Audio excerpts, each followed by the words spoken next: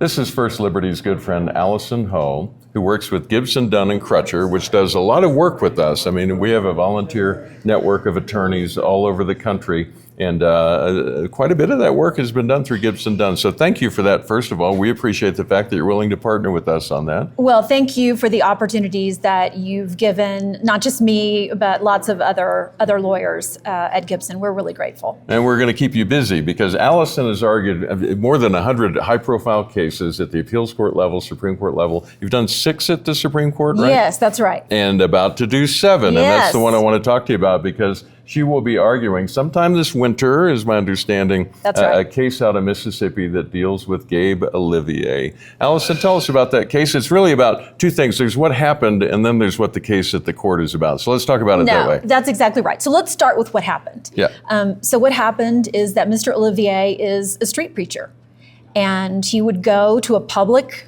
sidewalk, kind of your textbook, place, where at an amphitheater.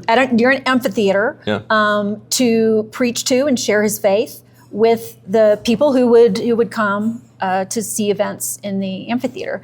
And the city of Brandon didn't like that, and so they passed an ordinance that basically made Mr. Olivier share his faith in a very isolated area of the amphitheater, so kind of off the free speech zone. The free speech zone, right. Which is not America. Which is not America. That's not how we do that. No, that's exactly right.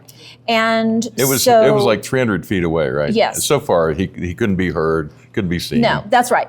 So Mr. Olivier demonstrated a great deal of courage and bravery, and he was prosecuted.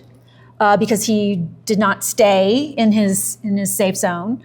Talking to nobody. Yeah. And for that, he was prosecuted and fined and paid his fine.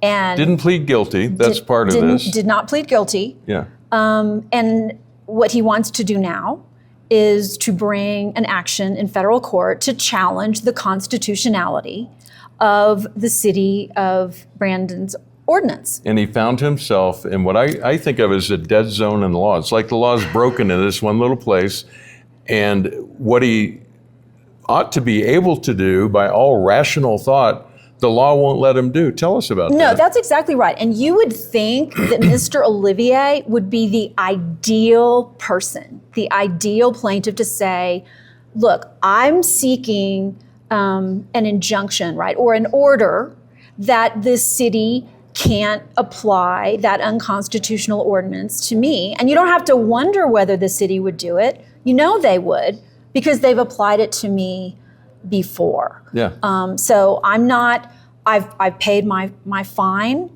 I've done all that. What I'm trying to do now is to be able to exercise my doubly protected rights of free speech and the free exercise of religion. And he found the courthouse doors closed to him. Explain what it is, though. What is that problem that he's run into? Sure. So here I'm going to have to get in a little bit of legalese. Yeah. So you may have to do some translation for me if I get too much into the legalese. I took Latin in high school, so I'm good to go. Okay. So there's a Supreme Court case called Heck. And Heck was concerned that Section 1983, and Section 1983 is the law that allows individuals like Mr. Olivier to bring an action against the government about the unconstitutionality of something that's been done to the individual, and to have your day in court. Yeah. So there's also the federal habeas regime, right? Okay. Habeas corpus, we all learned along the way. That's right. The regular folks like me have no idea what that means. Right. Help us so understand. What that means is if you're in custody, right? If you're in jail, you've been sentenced. You shouldn't be able to use a suit under 1983 to try to get out from under your conviction. Okay. Okay. So what the Supreme Court said is, look, you can't use Section 1983 as a loophole to try to challenge your conviction, because Congress was very concerned that I guess kind of people were spending too much time trying to challenge their convictions, having too many opportunities, too many bites at the apple to do that. Right. And so they imposed a lot of restrictions on federal habeas. So now you've got a situation where there's actually a division, a conflict in the circuits, where some courts say, look, as long as you're not trying to challenge your conviction, right? As long as you're not saying, my conviction was invalid, you should be able to use Section 1983 to challenge the unconstitutionality of a law and to seek purely forward-looking relief, right? So past is past. What I'm saying is you can't apply that law anymore to me going forward because it's unconstitutional. Other courts have said, no, you just can't bring an action at all if you've already been prosecuted under that law. Even if you're not seeking damages or trying to get out of jail or whatever, we're just not going to let you do that. He's not trying to get out of the fine. He's trying to challenge the ordinance in the city not at all that fined him. And that's a critically important point. And he is not. His suit is completely forward-looking. Yeah. And it's only applying to him, saying you can't apply. This law is unconstitutional. It restricts my free speech and it restricts my free exercise. And all I want is a declaration that the city can't apply that law to me going forward. So what I'm hearing is attorneys know about this issue in the law. It's no surprise to anybody. The courts know about it, and they're trying to figure out how to navigate this. The Supreme Court surely knows about it because they said, yeah, we'll take this case because it needs review. Something has to happen here. What would be a good outcome? So a good outcome would be for the Supreme Court to say that Mr. Olivier has a right under Section 1983 to his day in court, to be able to challenge the unconstitutionality of this law on a purely forward-going basis. As you say, he's not trying to get out. He's paid his fine. He's not challenging his prosecution or anything else about that. It's just saying this law is unconstitutional and I shouldn't be subject to fines going forward on the basis of an unconstitutional law. So if you're successful, if we're successul and win at the Supreme Court, that just starts the process for him to be able to challenge the law. That's exactly right. I want to say all we're asking for, but all that we're asking for is important. What we're asking for is Mr. Olivier's day in court. Yeah.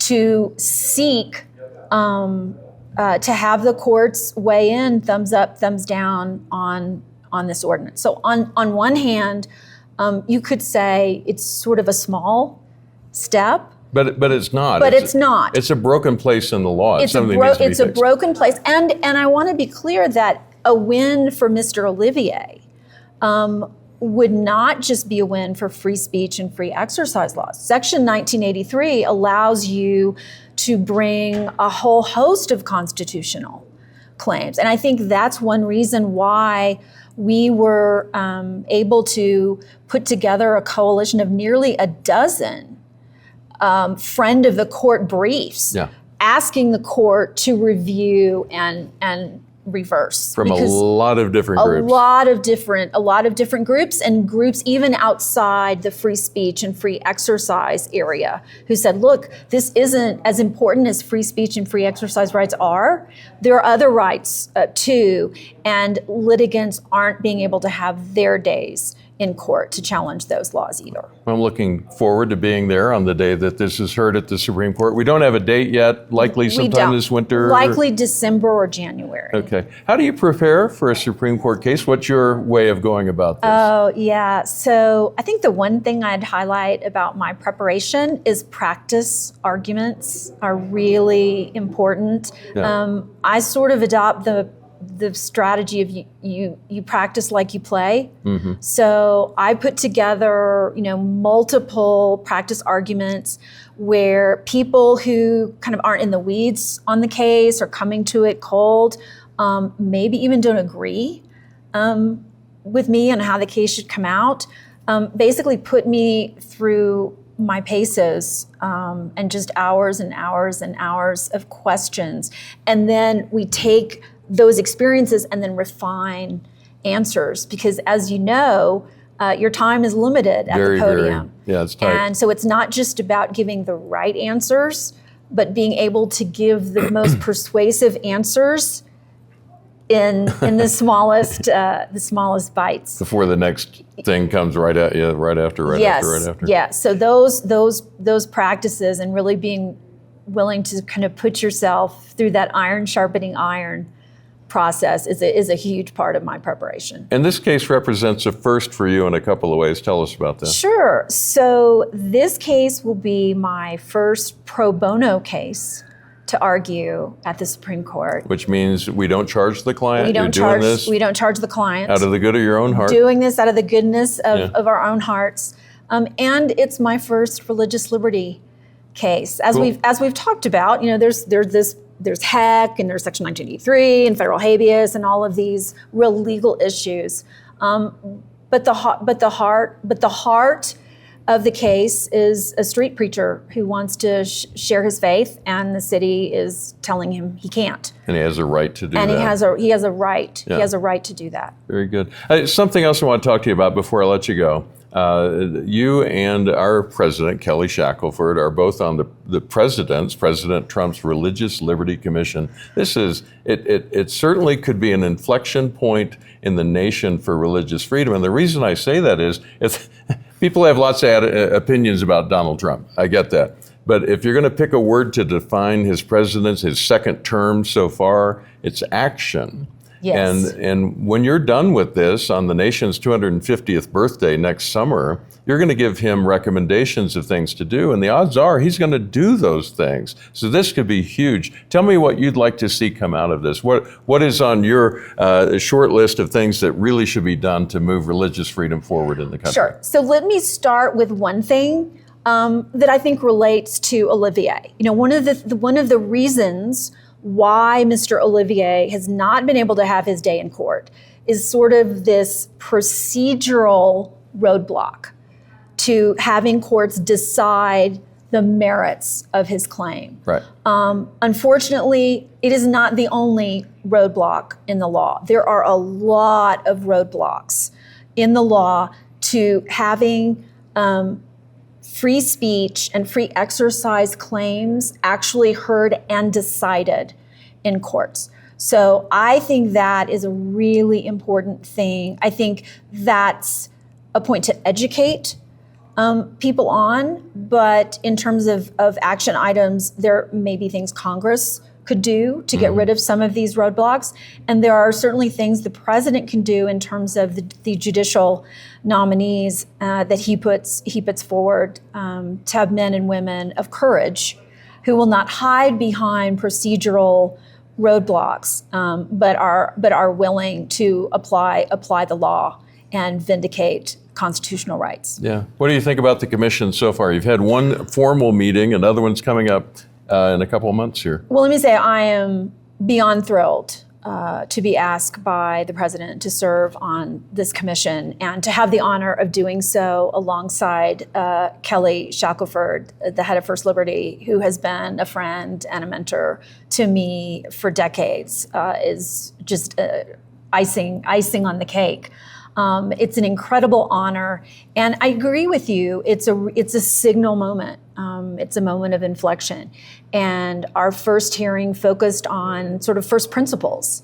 And when we think about freedom, when we think about religious liberty, what's the historical pedigree? What did the founders think about that? What would the founders think if they looked around today? They'd be a little shocked right now, I think. I'm sure they would be very shocked. Yeah. But then to go forward and in our hearings really be constructive and focused on what can we do. I think it's a commission that's not just going to be, talking to hear ourselves talk or documenting a problem, but that really the president has asked us to come up with a list of things that can be done, as you say, to advance, protect, and safeguard the freedom of religion in our country.